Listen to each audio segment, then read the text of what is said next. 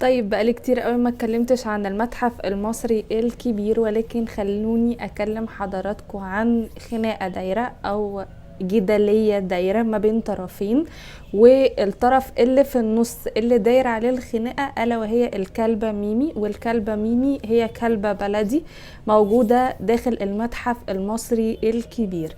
طيب الخناقة بتتكلم عن ايه؟ الخناقة دايرة بسبب وجود الكلبة جوه المتحف. في طرف موافق على وجود الكلبة وبيقول انها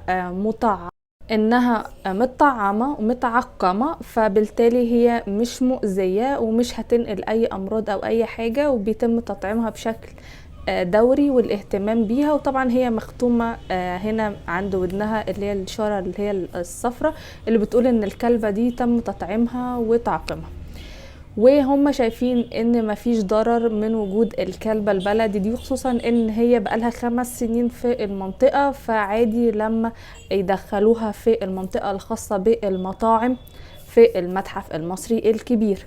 فيجي الطرف التاني اللي معترض على الكلبة بيتكلموا ان ده مش شكل حضاري، ومفيش دولة بتسمح لوجود الحيوانات جوه المتحف وجوه مكان مغلق بالشكل ده، وبيكلموا ان وجودها اصلا في حد ذاته وحرية المشي في حد ذاتها هي مزعجة جدا، لان في ناس كتير جدا بتتضايق من فكرة الكلاب وما بتحبش الكلاب وبتخاف منهم، فده بيسبب ليهم نوع من انواع الذعر والرعب، خصوصا ان الكلبة محدش بيكون معاها، هي ماشية لوحدها يعني محدش بيكلمها يعني، ومفيش صاحب ليها والكلام ده كله.